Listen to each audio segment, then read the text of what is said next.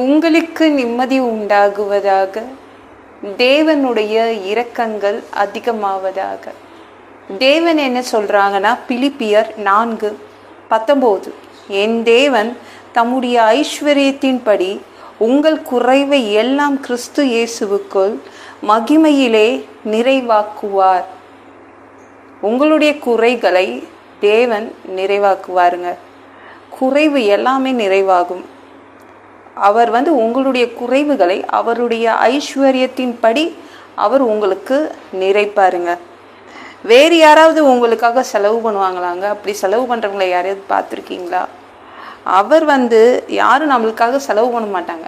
ஆனால் தேவன் இன்னைக்கு அவருடைய ஐஸ்வர்யத்தை வச்சு உங்களுடைய குறைவை நிறைவாக்குவேன் என்று வந்திருக்காருங்க.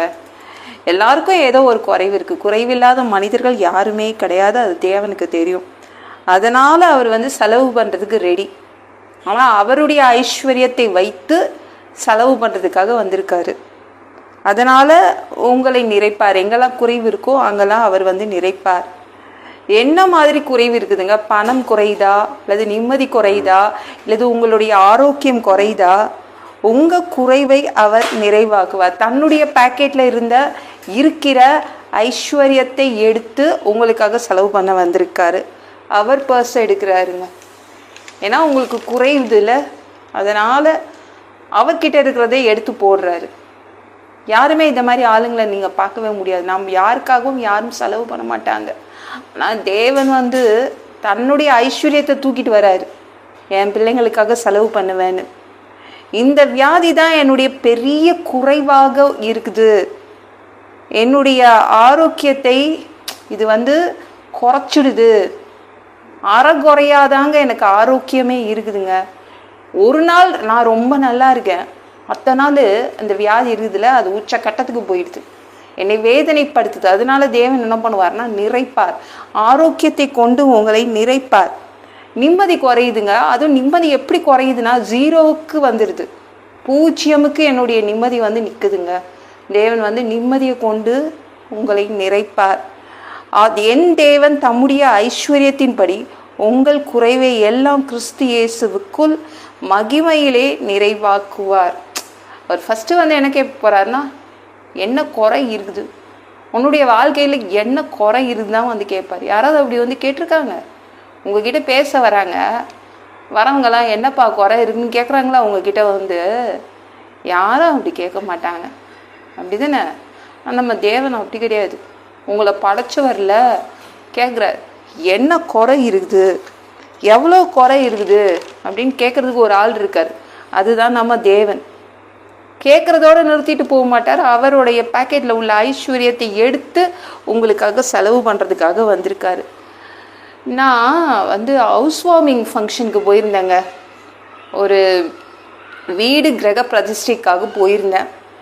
அங்கே அது காலையில் சாப்பாடு போட்டாங்க.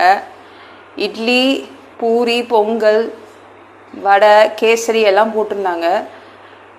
ஆனால் அந்த சாம்பார் தண்ணியாக இருந்துச்சு. கார சட்னி எனக்கு ரொம்ப பிடிக்கும். கார சட்னி கெட்டு போய் இருந்துச்சு. எல்லாமே என்ன சொல்கிறது, ஓவர் சில்லுன்னு தண்ணி மாதிரி அப்படி ஒரு சில்லுன்னு இருந்துச்சுங்க. சூடெல்லாம் ஆறி போய் அவங்க அப்படி தான் பரிமாறினாங்க. அது எல்லா சாப்பாடும் இருக்குது, ஆனால் அதில் எத்தனை குறைவுகள் இருக்குது பார்த்தீங்களா? ஆனால் தேவன் இயேசு ஒரு நாள் கானா ஊருக்கு ஒரு கல்யாணத்துக்கு போனார். சாப்பிட்ட உடனே கிரேப் ஜூஸ் கொடுப்பாங்க. கிரேப் ஜூஸ் காலி ஆயிடுச்சு. அவர் எத்தனை தன்னுடைய பேக்கெட்லேருந்து செலவு பண்ணார், எத்தனை ஜாடி திராட்சரசம் கொடுத்தாரு அந்த வீட்டுக்கு, அந்த கல்யாண வீட்டுக்கு 6 கற்சாடி திராட்சரசம் கொடுத்தாருங்க. அவ்வளவு குறைவை நிறைவாக்கினார். அவர் பணத்தை எடுத்து செலவு பண்ணார். அவங்கக்கிட்ட பணமாக கேட்டு வாங்கினார். 6 கற்சாடி திராட்சரசம் கொடுத்துருக்கேன், பணத்தை வைங்கன்னு சொன்னாரா? இல்லையே, சொல்லலையே. ஒரு கற்சாடியும் 2 இல்லைன்னா 3 குடம் தண்ணி பிடிக்கும், அந்த அளவு உள்ள கற்சாடி தான். அப்படிதான் யோவான் 2ஆம் அதிகாரம் எடுத்து படிச்சு பாருங்க, அப்படிதான் சொல்லியிருக்காங்க. ஒரு 12 குடம் திராட்சை ரசம் கொடுத்தார். இல்லைன்னா மினிமம் 12 குடம், இல்லைன்னா மேக்சிமம்னா அவர் 18 குடம் திராட்சை ரசம் கொடுத்தார். அதுக்கு காசே வாங்கலைங்க. அவருடைய பேக்கெட்லேருந்து போட்டு செலவு பண்ணார். அது ஒன்றும் ஏழைப்பட்ட குடும்பம் இல்லை. அந்த கல்யாணத்தை நடத்தினவங்க குறைஞ்சிருச்சு அந்த டைமில், வேற வழியில் அவர் 6 கற்சாடி திராட்சை ரசத்தை கொடுத்துட்டாரு.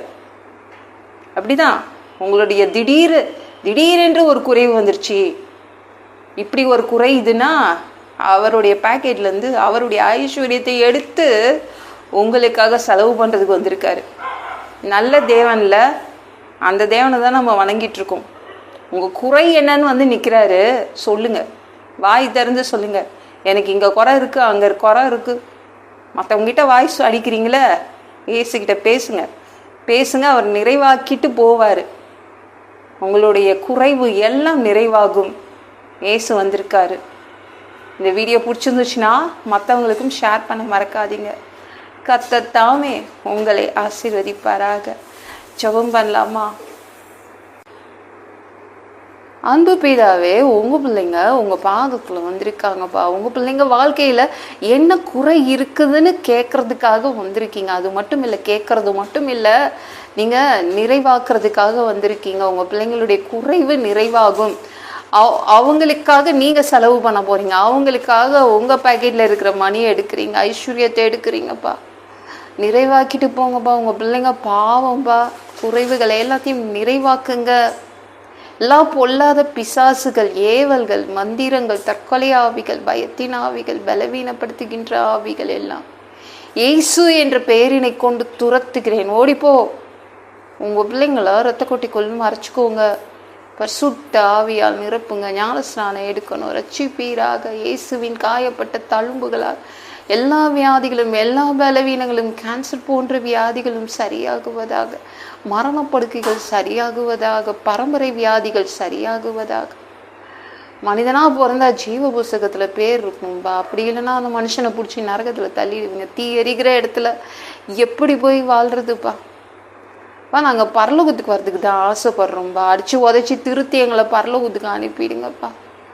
கழுவப்படாத பாவங்கள் எங்ககிட்ட இருந்துச்சுன்னா உங்கள் திரு ரத்தம் கொண்டு எங்களை கழுவி எங்களை பரலோகத்துக்கு அனுப்பிடுங்க. எந்த ஒரு இமை பொழுது நீங்கள் வருவீங்கன்னு இயேசுவை வணங்கி காத்துட்ருக்கோம். பரிசுத்தமாக வாழ்ந்து காத்துட்ருக்கோம். அந்த ஒரு இமை பொழுதுல அப்பா உங்களுக்கு ஒப்பான உடம்பு எங்களுக்கு கொடுக்கப்படும். அதை பெற்றுக்கொண்டு மதிய வானத்தில் உங்களை சந்திக்க வருவோம். நன்றி. அந்த தருணத்தை இழந்திடக்கூடாதுப்பா. 7 வருடம் அந்த கிறிஸ்து ஆட்சியில் எங்களை விட்டுட்டு போயிடாதீங்க. பிசாசு நடத்தும் ஆட்சியில் விட்டுட்டு போயிடாதீங்க.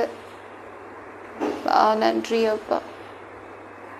3வது தடவை கூட இந்த பூமிக்கு வந்து 1000 வருடம் இங்கு தங்கி இங்கே ஆட்சி செய்வீங்க. அந்த நல்ல காலத்தை நாங்கள் பார்க்க ஆசைப்படுறோம். ஏசி முடிஞ்சவன் கேளும் பிதாவே. ஆமென். நாளைக்கு பார்க்கலாம்.